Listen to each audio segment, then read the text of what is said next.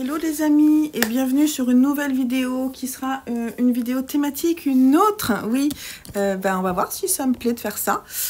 J'ai décidé de vous parler de 4 livres dans cette vidéo, qui sont 4 livres qui sont des sorties récentes, parce que je trouve ça pas mal aussi de les mettre un petit peu de côté et de voir ce qui est sorti dernièrement, et puis de lire ce qui sort, voilà, notamment dans tout ce que je repère dans les sorties du mois. J'en achète et du coup c'est pas mal de les lire dans cette petite vidéo. D'ailleurs fini hier soir, non pas hier soir, là en début de... si hier en fait, j'ai fini un roman que j'ai vraiment beaucoup aimé, La langue des choses cachées de Cécile Coulon, édité chez l'Iconoclaste. On reconnaît l'Iconoclaste avec ces belles tranches qui sont très sympas. Oh là là, comme c'était agréable. En fait j'ai ouvert le livre, je me suis délectée de chaque mot, comme d'habitude avec Cécile Coulon. Je me délecte, je bois ces mots. Et je me suis dit au début, ça va être un coup de cœur. Tout de suite, ça va être un coup de cœur. Et finalement, ça n'en est pas un, mais j'adore Cécile Coulon. Enfin, je ne veux pas revenir sur l'amour de la plume de Cécile Coulon que j'ai, parce que elle est sans faille. Ce que je reproche, c'est un peu ce que j'ai reproché finalement à son livre aussi... comment il s'appelait, celui que j'ai lu d'elle? Je vous mets la couverture ici, c'est pas grave, c'est pas la peine que je cherche des heures. Qui était aussi un roman. Alors, j'avais bien aimé, mais en fait, c'est le message final qui m'a laissé un petit peu un sentiment de ah ouais, ok, d'accord. Mais ça aurait pu aller un peu plus loin. Ce qui est beau dans ce roman, alors c'est un roman qui est extrêmement court, donc j'ai pas forcément trop envie de vous en dire, mais on suit un fils qui connaît la langue des choses cachées. La langue des choses cachées, on sent que c'est réservé à certaines personnes plutôt que d'autres. Cette langue cachée, cette langue des choses cachées, seuls certains peuvent la comprendre. Et le fils fait partie de ces élus. Et d'ailleurs, comme sa mère, la mère du fils ne peut pas se déplacer dans le village au fond de la vallée. Non, comment il s'appelle le village? Le fond du puits, j'ai retrouvé. Donc le fond du puits, les personnes qui y habitent appellent la mère pour qu'elle vienne, parce qu'ils ont besoin d'elle. On ne sait pas pourquoi au début. Et sa mère, trop âgée, ne peut pas y aller. Elle envoie son fils qui, du coup, pour lui, c'est sa première sortie en tant que fils, en tant que celui qui sait la langue des choses cachées. Donc, il est attendu là-bas et il va être accueilli par le prêtre du fond du puits et amené au chevet d'un enfant extrêmement malade.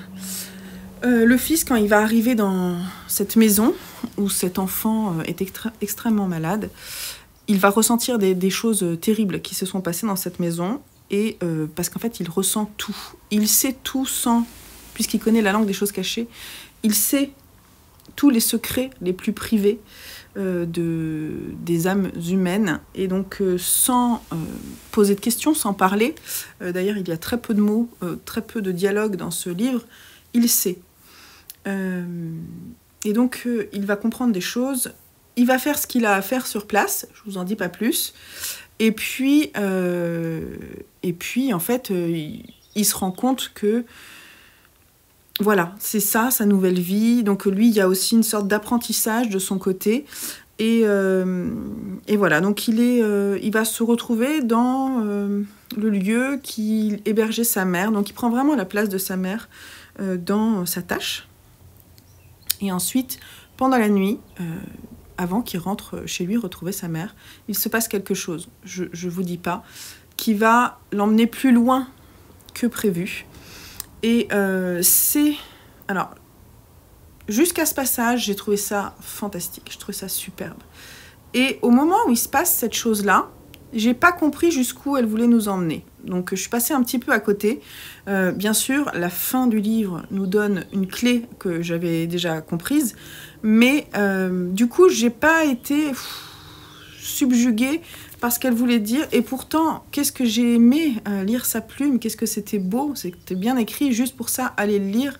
Et je pense que ça m'a pas touchée parce que du coup, quand j'ai lu le début, je m'attendais à être complètement subjuguée par ce qui allait se passer. Et en fait, c'est très profond, très obscur. C'est très obscur, hein. C'est un livre assez dark. Donc si vous aimez ça, allez-y quand même, lisez-le, parce que c'est un roman très beau, hein. Je lui ai mis 16 sur 20, mais j'aurais voulu lui mettre 18 ou 19. J'aurais voulu que ce soit un immense coup de cœur. Et ça l'a pas été totalement, mais parce que bon, si je mets... En fait, le 16 sur 20, c'est pour sa plume, quoi. Je pourrais mettre 18 pour sa plume, hein. Mais j'attends...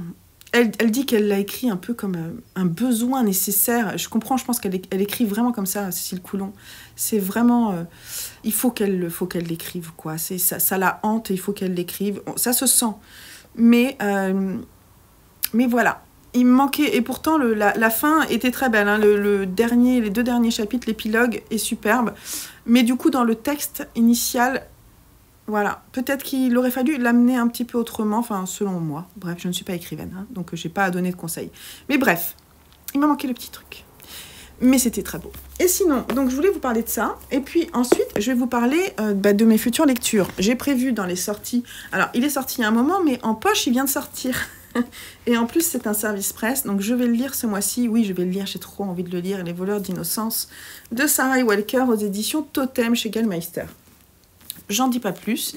Et j'ai prévu, et d'ailleurs je suis en train de le lire, j'ai commencé la LC hier, puisqu'on est le 2 mai, Cathy de Michael McDowell. Oh là là là là. Déjà, juste le premier chapitre, la première partie m'a beaucoup plu.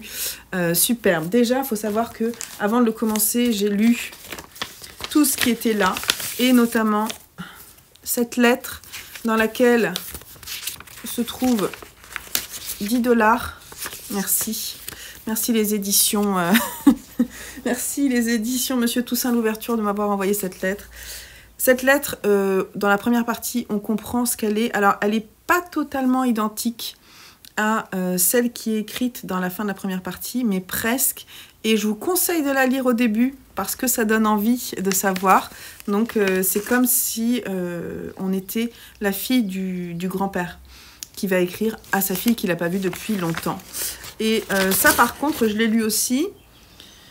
Donc ça, c'est une invitation de Monsieur Toussaint Louverture qui nous invite à lire le roman Cathy à partir du 19 avril. Moi, je le lis à partir du 1er mai. Mais on le lit en lecture commune. Et ça va être trop bien. Et mon marque-page, c'est ça. Mademoiselle Katie Jepson, voyante extraordinaire, défie les lois du monde. Elle donne des noms, fait des prédictions médicales et professionnelles du berceau à la tombe. Donc rendez-vous à l'étage au 251 Christopher Street. Venez dans le salon de Mademoiselle Cathy, elle voit tout, sait tout, dit tout. J'adore, c'est trop bien. Des questions d'amour incertain, de santé défaillante, de batailles juridiques, de divorce, de testaments contestés, de droits de propriété, d'objets égarés, d'associés malhonnêtes, de voyages d'affaires, d'escaliers dangereux. Passez à l'improviste, vous êtes attendus. Bref, il y a tout un laïus derrière, je ne vous lis pas tout parce que peut-être aurez-vous la chance de recevoir ça. Donc je suis trop contente de le lire et je sens que ça va être un coup de cœur parce que déjà, la première partie m'a énormément plu. Je suis toute petite. Je vais vous décaler. Et puis, dernier, c'est un graphique. Et ce sera le tome 3 de Lightfall de Tim Probert. C'est pas le dernier, mais je vais le lire et il est sorti là aussi mi-avril. Donc voilà de quoi on va parler dans cette vidéo. Je sens que ça va être trop bien. Je vous fais des gros bisous. On se retrouve très vite pour vous parler du prochain livre lu. Alors, dans les sorties récentes, j'ai fini Cathy de Michael McDowell et j'ai adoré. Ouais, je pense qu'on peut dire que j'ai adoré. C'est un coup de cœur. Je lui ai mis 17. J'ai mis 17 sur 20. C'est un roman. Je vais juste vous lire. J'ai un tout petit truc qu'il a écrit à la fin. Il a écrit « Cathy contient certains de mes meurtres les plus effroyables. C'est sans doute mon livre le plus cruel. C'était très amusant à écrire. Michael McDowell, 1950-1999. » Et c'était très plaisant à lire. C'est l'histoire, comme il aime bien, que j'avais... Dans les aiguilles d'or, on a un peu ça aussi. l'histoire d'une vengeance qui aboutit ou n'aboutit pas. En tout cas, l'histoire d'une vengeance.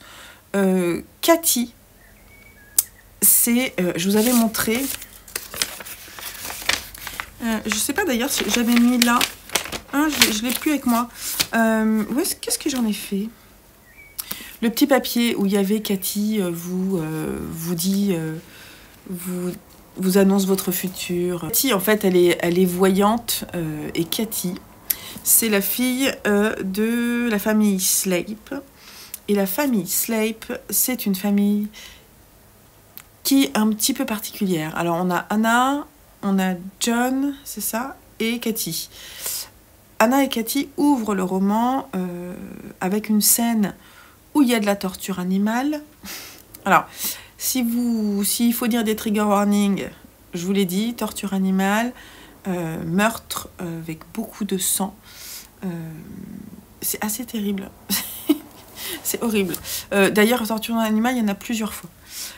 Donc, je ris, c'est pas marrant, on est d'accord. C'est un livre horrifique, donc bien sûr que vous aurez des scènes qui vont être particulièrement violentes, et il le dit lui-même. Donc la famille Sleip, c'est vraiment une famille assez terrible. Le John, c'est vraiment le père de Cathy, mais Anna, c'est pas la mère de Cathy. C'est une jeune femme qui est aussi tordue que Cathy, qui voit très rapidement que Cathy a des dons de voyance et qui va les utiliser pour pouvoir soutirer de l'argent à des pauvres personnes qui sont trop crédules. Et il n'y a pas que ça. Cathy, du coup, comme elle est voyante, elle se rend compte qu'il y a des gens qui ont de l'argent et il y a des gens qu'on peut arnaquer facilement. Et elle va s'en donner à cœur joie. Elle va commencer par le grand-père de... comment est-ce qu'elle s'appelle? De Philomela, Philo, surnommée Philo dans le livre, qui est une jeune femme qui est dans le besoin, qui vit avec sa mère dans un petit village qui s'appelle New Egypt, vraiment un petit village. Elle vit difficilement, sa mère fait de la couture, elle sait lire, elle est intelligente et sa mère ne veut pas qu'elle fasse que de la couture, donc elle essaie de faire sortir sa fille du besoin. Et voilà, donc elle n'est pas aidée, Philo, parce que elle est différente des autres, elle est très pauvre, et elle côtoie des personnes assez insupportables. Je pense notamment à une famille qui est près de chez eux, avec une jeune fille de son âge qui n'arrête pas de la rabaisser, parce qu'elle est totalement snob et insupportable. On a des personnages assez caricaturaux. Et... le grand-père de Cathy va se faire arnaquer et à l'extrême limite, quand il se rend compte de ça, il envoie une lettre à sa fille avec laquelle il n'avait plus eu de nouvelles et il lui dit qu'il veut absolument qu'il lui envoie Cathy, qu'il lui envoie Philomena pour qu'elle puisse le sauver de cette situation. Cathy va arriver là-bas et elle va se rendre compte que la famille Sleip, notamment avec Cathy, est sur place et de l'arnaque qui est en cours. Et c'est le début de l'histoire. Ce n'est que le début, parce que après ça, il va y avoir d'autres meurtres. On va se retrouver à New York. On va se retrouver dans plein d'endroits où Philomena va tenter de sortir de ses propres difficultés, où Cathy va à nouveau arnaquer, tuer. Bref, c'est un incessant aller-retour entre les différents personnages. C'est construit en plusieurs livres où on suit justement les différents personnages. À la fin du roman, l'histoire mélange un peu tous les personnages parce que les lieux se rencontrent. Alors c'est toujours très... Je disais à mon compagnon que j'avais l'impression quand j'ouvrais un Michael McDowell de me retrouver face à un nouveau Tarantino. C'est-à-dire que Tarantino, il aime raconter des histoires, et lui aussi, il adore raconter des histoires. C'est très cinématographique, très caricatural dans l'image, dans les personnages. Et voilà, et c'est un peu la même chose. Et en plus, on a vraiment toujours ce côté cinématographique très immersif dans l'histoire que j'adore avec Michael McDowell. Qu'est-ce qu'il est doué pour faire ça? Qu'est-ce qu'il était doué pour faire ça, malheureusement? Et toujours aussi bien. Alors, j'ai lu Blackwater, j'ai lu Les Aiguilles d'Or, j'ai lu Cathy. les histoires sont différentes.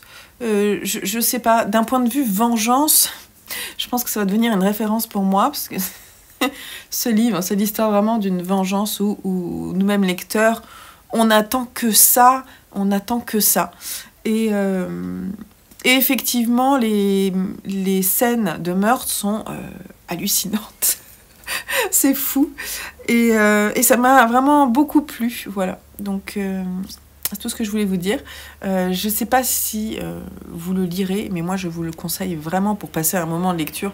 C'est extrêmement facile à lire. C'est très simple, c'est très immersif.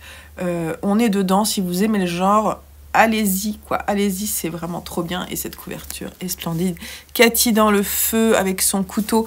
Alors, je dirais plutôt, non, pas son couteau, son marteau. Le fameux marteau de Cathy.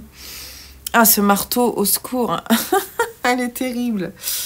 Il y a un peu tout là-dedans. C'est-à-dire, là, il y a une corde pour pendre. Là, il y a un chien... le théâtre, c'est très important. À chaque fois, il y a toujours des choses importantes. On a le petit village, là, d'où ils viennent, et la ville de New York, très active. Là, on a certainement Cathy et Philomena. Je dirais que là, on a Cathy, là, on a Philomena. On aime les détester tous. Là, il y a des rails. Ça vous donne des informations sur l'histoire, j'adore. C'est trop bien, voilà, ça m'a beaucoup plu. Donc, ensuite, lequel je vais lire entre Les voleurs d'innocence et Lightfall, je ne sais pas encore, on verra. Pour le moment, aucun des deux n'est vraiment prévu, bien que Les voleurs d'innocence me tentent énormément. Les deux me tentent. Allez, on en reparle plus tard. Alors, côté sortie récente, on est le 18 mai, je crois. Et j'ai fini hier soir le 3e tome de Lightfall de Tim Probert aux éditions Gallimard bande dessinée. C'est une BD vraiment très très belle avec des dessins de fou. On est dans un univers fantastique. Je vais essayer de vous montrer le type d'image. Voilà, et on suit Béa qui est cette jeune humaine là, qui est accompagnée de Cad, qui est je sais plus ce qu'il est, je pense à Lémurien, mais c'est pas Lémurien, Cadurien, je sais plus. C'est une espèce de créature fantastique on va en apprendre un peu plus sur sa famille dans ce tome-là. Et donc, il accompagne Béa dans sa quête. Là, en fait, ils sont à la recherche du soleil.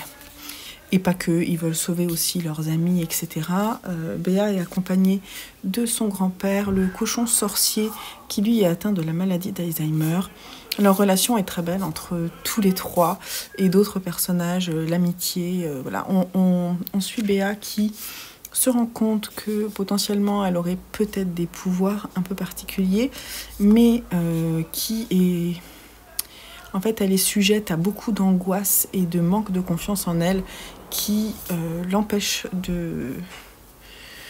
d'avancer globalement, et c'est accompagnée de son grand-père et de son ami, qui va devenir vraiment un de ses meilleurs amis, qu'elle va prendre confiance en elle et aller plus loin que ce qu'elle pensait pouvoir aller. Voilà, donc c'est une bande dessinée. Je trouve que ce 3e tome est tout à fait à la hauteur des 2 suivants. Même si j'aurais voulu savoir la fin, c'est pour ça que je lui ai mis que 16 sur 20, mais vraiment c'est une de mes BD jeunesse favorites. Je vous la conseille beaucoup, vraiment. On va faire un petit point parce on est donc au milieu du mois. Côté sortie récente, il me manque à lire Les voleurs d'innocence. Je vais voir si j'arrive à le lire à la fin du mois. En fait, j'ai commencé à lire Le Martyr, qui est un pavé. J'ai l'impression d'avoir la l'air... Bon, c'est pas grave. Et en fait, du coup, si j'arrive à le lire, Les voleurs d'innocence c'est aussi un gros pavé. Donc si ça se trouve, je viendrai vous dire que cette vidéo est terminée et que j'aurais pas fini Les voleurs d'innocence. C'est pas grave, je le lirai juste après, en fait, parce que comme c'est un SP, j'ai très envie de le découvrir.